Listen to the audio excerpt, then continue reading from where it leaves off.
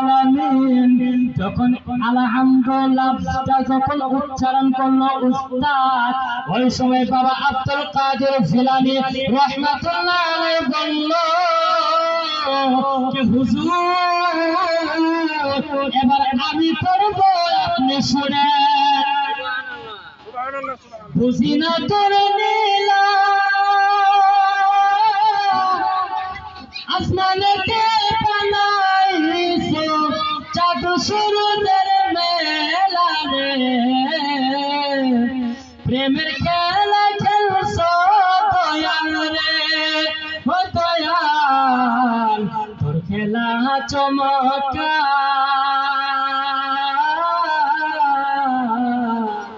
না পাকে মানুষ বানাইয়া বসাইছো বাজার রে, প্রেমের খেলা খেলছো দয়াল রে। চিৎকার মেরে বলুন সুবহানাল্লাহ। প্রিয় মুসলমান, আজকে আমাদের গ্রামের মধ্যে এমন এক মসজিদ আছে যে মসজিদের মধ্যে শুক্রবারের নামাজের টাইমে মানুষ আগে হইতো না, কিন্তু এখন আমি দেখি কিন্তু মসজিদে নামাজ পড়ারও জায়গা থাকে না। কিসের জন্য? একমাত্র আমাদের মামা হযরত আল্লামা মাওলানা মুফতি হায়দার আলী সাহেব এবলা আসার জন্য তো মানুষ হয়েছে, না হয় নাই। উনি যদি শুক্রবার করে যদি বয়ান না করতো তাহলে বলে মানুষ গেলে মূলত মসজিদের মধ্যে গেলে হয়তো না, কারণ ওনার মুয়ের একটা জোশ আসে না নাই। উনি এত হাদিস মসলা মাসাইল পড়ার পরে এখন আমি দেখি মসজিদে নামাজ পড়ারও জায়গা থাকে না। এই ইমাম সাহেবের অনেক অনেক যুবক ভাই আছে, আমরা বদনাম করি না নাই?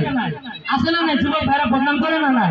বলে ইমাম সাহেব ভালো না, ইমাম সাহেবের গলার আওয়াজ নাই, কি ইমাম সাহেব আনছে, মুফতি সাহেব নতুন নতুন মসলা মাসাইল বাই করে। কিন্তু আগের মুন্সি যখন আমাদের আগের হুজুর যখন ছিল, কিন্তু ওই হুজুর মসলা মাসাইল কইতো না, কইছে কি শুক্রবার করে একটা মসলা কইতো না, কইছে কি কই নাই। কিন্তু আমাদের মামা আসার পরে এখন মসজিদের মধ্যে 12টা বাজার পরে আধা ঘন্টা ওয়াজ করা হয় না নাই?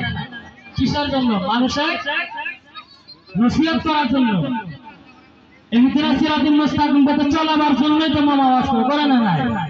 প্রিয় মুসলমান, কাল কিয়ামতের ময়দানের মধ্যে যখন আপনি দুনিয়ার মধ্যে নামাজ পড়েছেন, আপনি দুনিয়ার মধ্যে যখন রোজা রেখেছেন, আপনি দুনিয়ার মধ্যে হজ করেছেন, আপনাকে হাজী বলা হয়। আপনি যখন দুনিয়া থেকে বিদায় হয়ে যাবেন, কাল কিয়ামতের ময়দানের মধ্যে আল্লাহ তাবারক তাআলা যখন আল্লাহ রাসূল সাল্লাল্লাহু তাআলা আলাইহি সাল্লামের লোগো দিদার হয়ে যাবে, হাশরের ময়দানের মধ্যে ইমাম হাসান হুসাইনের লোগো দিদার হয়ে যাবে, হাশর ময়দানের মধ্যে মা ফাতিমা রাদিয়াল্লাহু তাআলা আনহার লোগো দিদার হয়ে যাবে। কিন্তু প্রিয় মুসলমান, আল্লাহ তাবারক তাআলা বলবে, ও আমার বান্দারা, তোমরা যে নবীকে দেখলা, তোমরা যে মা ফাতিমাকে দেখলা, তোমরা যে ইমাম হাসান হুসাইনকে দেখলা, তোমরা এবার আমি আল্লাহর থেকে একটা বস্তু চাও। কি বস্তু? এখন আপনারা তো আমাকে তো বলবেন হুজুর আপনি কয়েকদিন কি বস্তু বলবেন না নাই? যখন আল্লাহ তাবারক তাআলা যখন এই কথা যখন বলবে, বান্দারা অভাব হয়ে যাবে, বান্দাদের দিমাগের মধ্যে একটা খেয়াল থাকবে যে আমরা জান্নাতে পাইলাম, মা বাবাকে দেখলাম, আল্লাহর নবীকে দেখলাম, মা ফাতিমাকে দেখলাম, ইমাম হাসান হুসাইনকে দেখলাম, কিন্তু আল্লাহ তাবারক তাআলা যে বলছে যে তোমরা এখন আমার থেকে একটা বস্তু চাও, এই কথা যখন বান্দাদের দিলের মধ্যে যখন ভাব এবং কি খেয়াল পয়দা হয়ে যাবে, বান্দারা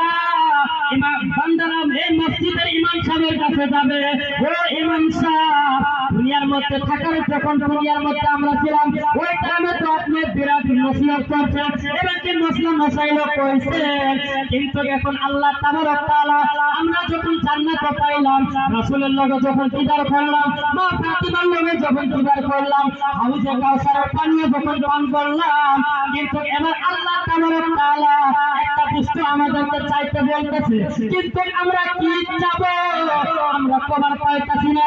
এখন ওই মসজিদের ইমাম সাহেব বলবে যে তোমরা নবীর সাথে দিদার করলে, তোমরা রাসূলের লগে দিদার করলে, তোমরা মা অধিকার করলে, তোমরা ইমাম হাসান হুসাইনের লগে অধিকার করলে, তোমরা জান্নাত পাইলে। তোমরা এখন যায় আল্লাহ তাবারক ওয়া তাআলার বারগার মধ্যে যা বলো রব্বুল আলামিন, কিন্তু আমরা সব কিছু পাইছি, কিন্তু আপনি আল্লাহ কিরকম আমরা দেখতে চাই। সুবহানাল্লাহ বলা যাবে না? যখন এই কথা যখন বলবে তখন আল্লাহ তাবারক ওয়া তাআলা আপনাদের সামনে জ্বলবে। বলুন সুবহানাল্লাহ। প্রিয় মুসলমান, আজকে আমরা নামাজ পড়ি না, মসজিদের মধ্যে অনেক অনেক যুবক ভাই আছে, আমরা মসজিদের মধ্যে নামাজ পড়তে আসি না, কিন্তু আমাদের মক্তবের মধ্যে একটা ঘর আছে, কিন্তু ফুলের গাছা হয় নাই। ওই ঘরের মধ্যে যদি আমরা চাই, নিশ্চয়ই আমরা ফুলের গাছা দিতে পারবো না? নয়, আমরা যদি 10 টাকা এবং 100 টাকা যদি জমা করি তাহলে আমরা পারবো না? পারবো তো। আমার আল্লাহ রাসূল সাল্লাল্লাহু তাআলা আলাইহি ওয়াসাল্লাম বললেন যে তোমরা যদি দুনিয়ার মধ্যে আমি নবীজির মাদ্রাসার মধ্যে যদি 100 টাকা খরচ করো, আমি নবীজি কাল কিয়ামতের ময়দানের মধ্যে তোমরা তোমাদের উপরে আমি নবীজি শাফাআত নাযিল হয়ে যাবে। বলুন সুবহানাল্লাহ। প্রিয় মুসলমান, আপনারা নামাজ পড়বেন, কারণ আপনাদের মা বাবা এই দুনিয়া ছেড়ে অন্ধকার কবরে চলে গেছে। এখানে অনেক অনেক যুবক ভাই আছে যিনাদের মা বাবা নাই, যিনাদের বাপ আছে মা নাই, যিনাদের মা আছে বাবা নাই। প্রিয় মুসলমান, আপনাদের ঘরের মধ্যে যে সন্তান আছে আপনারা মাদ্রাসার মধ্যে দিবেন।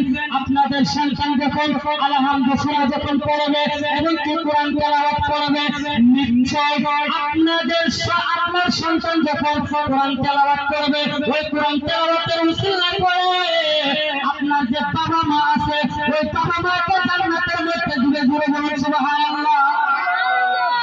তবে যাই না হোক, আমি এখানে আমার বক্তব্য শেষ করলাম। যদি কথার মধ্যে যদি কোনো একটা যদি ভুল বেয়াদবি হয়ে থাকে আপনারা আমাকে মাফ করে দিবেন, আমি আশা রাখলাম। আর আমার জন্য সবাই দোয়া করবেন যাতে এর চেয়ে আরো ভালো মতন বেশি হিসেবে করতে পারি। জোরে বলুন আমিন। আস্তাগফিরুল্লাহ রাব্বি মিন কুল্লি যামবি ওয়া আতুবু ইলাইহি লা হাওলা ওয়ালা কুওয়াতা ইল্লা বিল্লাহ ওয়া মা আলাইনা ইল্লাল বালাগ। আল্লাহুম্মা সাল্লি আলা সাইয়্যিদিনা মাওলানা মুহাম্মদ ওয়া আলা